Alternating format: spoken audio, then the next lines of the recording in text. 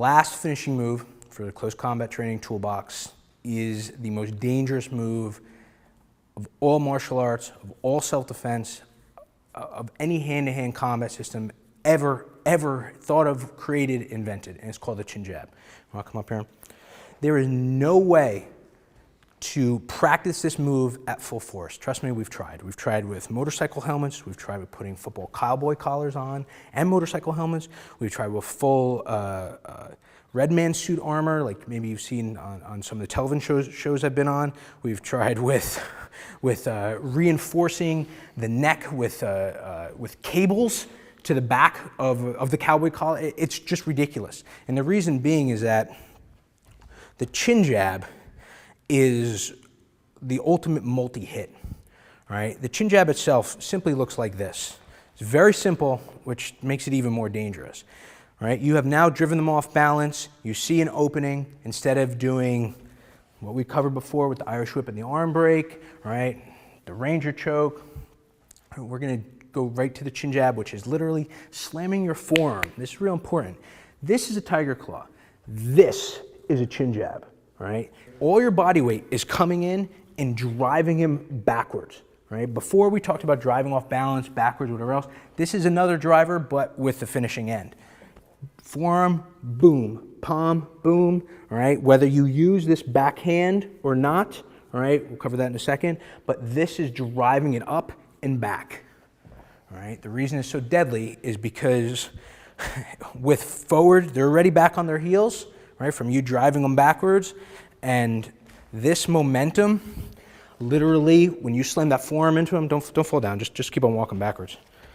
I'll show you what happens. You see, that makes them speed up.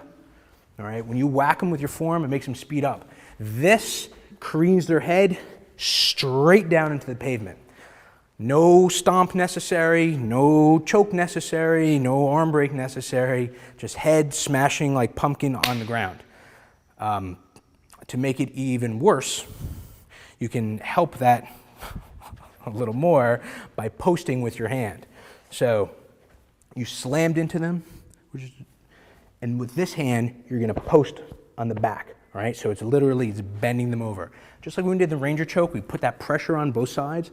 When you do with the chin jab, you can push his hips in and slam him back and drive him straight down, all right? We're literally just showing you this. Now imagine even practicing this, all right, and trying to pull this off. It just can't be done, right? So this is one of those things where it's so easy, but so dangerous that you can't even literally practice it. You can practice the movement. So if he's coming in and you boom, you whip kick, edge of hand, tiger claw, edge of hand, and now you're to the point where you're gonna chin jab, this is all great. Go through the motions, post, boom, all right? Let them fall, great.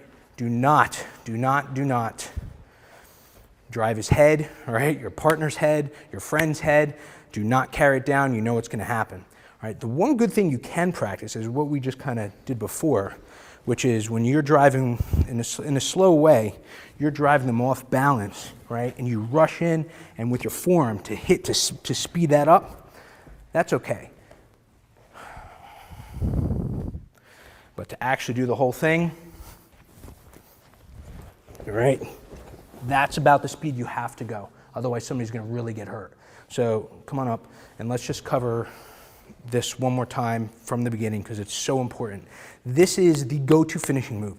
And on everything we're going to be learning for the rest of this series, we're going to be using the chin jab. At the very end, we'll use some of the other finishers, but the chin jab, don't mess around. This is a survival situation.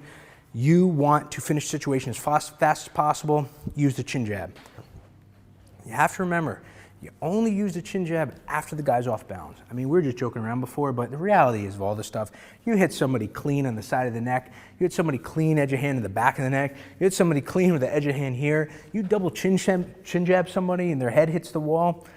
I mean, a lot of this stuff is so overkill, you really don't even need to worry about it. But again, like we're talking about, you have to prepare for the worst. So we're at the point where, come on in, all right? Doesn't matter. Whip kick, psh, tiger claw, edge of hand, right? Right now, off balance, he's back on his heels. We're gonna go back, hit with the chin jab, right? You bury that forearm in his chest first, right? hand underneath the chin, hence the name, drive back. All right? If you have the opportunity, use your other hand, and it's just like the Ranger choke where you had the pressure, you're pushing against each other, same thing. As long as it doesn't even matter. One could be, this could have more pressure than this can have more pressure than that. There's no rules, it's just going to work. Go, boom, and that's it. Bend back, follow them all the way to the ground, smash that head right on the pavement. This works against the wall too. When we move over here to the wall, right? You drove the person back. This is actually perfect distance right here, right? You drove the person back. They're off balance, right? Chin jab, you don't need to put this. You can, you don't have to, whatever you're used to doing. Chin jab drives them back, boom, head right against the wall, and they'll slide down the wall, collapse, and then you continued with your hand, smash them in there, stomp on their head, you know, if you're really sadistic. But after that, it's all over. And that is the end of the close combat training toolbox. Now we're going to see how to put all these moves into action in different scenarios, different angles of attacks, of course grabs, but we're going to start with everybody's biggest fear, which is going to the ground.